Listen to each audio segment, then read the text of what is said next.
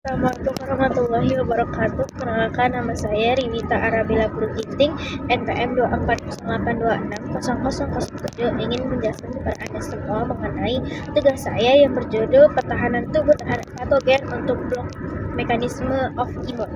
Nah, kita mulai saja dari sistem imun bawaan atau innate immunity. Nah, ini sifatnya itu cepat namun tidak spesifik dan sudah ada sejak kita lahir. Untuk komponen utamanya itu dibagi tiga, secara fisik, secara kimia, dan seluruh. Nah, secara fisik yaitu dimiliki oleh kulit dan mukosa.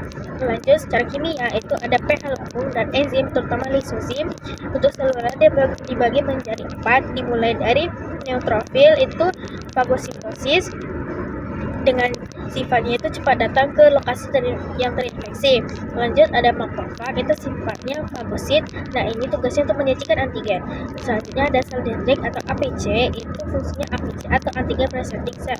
Nah, dia yang menunjukkan antigen-antigen kepada sel makrofag. Nah, selanjutnya ada NK cell atau natural killer. Nah, ini fungsinya untuk membunuh sel yang terinfeksi atau sel tumor. Nah, untuk protein pelindungnya itu ada komplement, di mana itu lisis patogen dan opnosinasi dan kemotaksis. Selanjutnya ada interferon, ini untuk melawan virus. Nah, kita akan lanjut ke adaptive immunity, yaitu sistem imun adaptif. Nah, ini berbeda dengan sistem imun bawaan, ini sifatnya lambat tapi spesifik. Nah, ini juga memiliki sel memori. Untuk komponen utamanya itu ada sel T dan sel B. Nah, kalau untuk sel T dibagi menjadi 3, yaitu T helper atau CD4+, itu fungsinya untuk membantu aktivasi sel B dan sel T lain. Untuk selanjutnya ada sel T sitotoksin atau CD8+, itu untuk bunuh sel yang terinfeksi. Nah, untuk T yang terakhir itu ada T regulator, itu fungsinya mencegah autoimun. Nah, untuk sel B dia fungsinya itu berdiferensiasi menjadi plasma sel. Nah, ini untuk menghasilkan antibodi.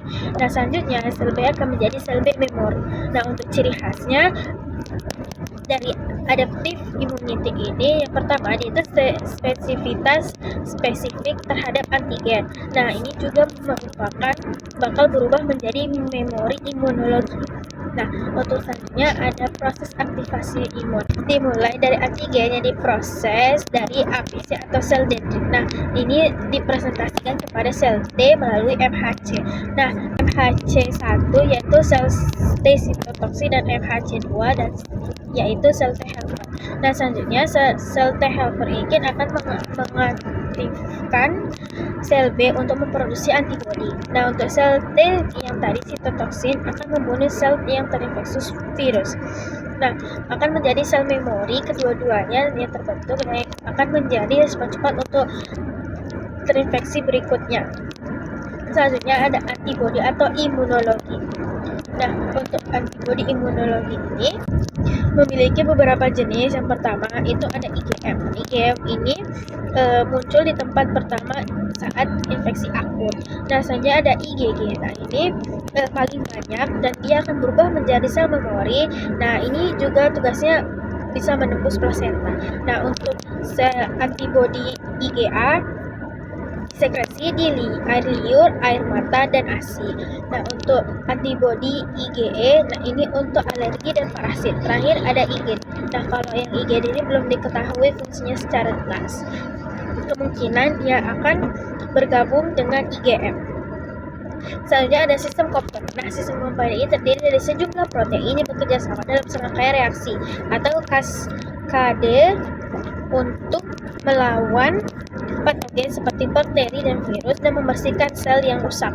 Nah, ini aktif disebabkan oleh fasik, yaitu antibodi sendiri. Baru ada lektin, yaitu karbohidrat patogen. Nah, terakhir ada alternatif. Nah, alternatif itu berarti langsung oleh mikroba. Dia aktif karena langsung nampak oleh mikroba. Nah, fungsinya ini untuk lisis patogen atau MHC dan kemotaksis serta opsonisasi. Nah, untuk gangguan sistem imun itu yang dimulai dari autoimun. Autoimun itu merupakan tubuh yang menyerang sel sendiri. Contohnya itu SLE dan RA. Selanjutnya ada imunodefisiensi, yaitu defisiensi dari imun. Contohnya itu ada HIV dan SCID. Nah, selanjutnya ada hipersensitivitas. Bagi menjadi 4 tipe. Tipe pertama yaitu alergi, dari IgE. Lalu yang kedua, tipe 2 yaitu sitotoksin yang bermasalah di IgM atau IgG. Untuk tipe 3 yaitu kompleks imun. Dan terakhir tipe 4 yaitu delayed atau septic. Contohnya itu dermatitis. Sekian dari presentasi dari saya. Apabila ada salah kata, ucapan, perbuatan, mohon dimaafkan. Terima kasih kepada Allah Subhanahu wa taala. Assalamualaikum warahmatullahi wabarakatuh.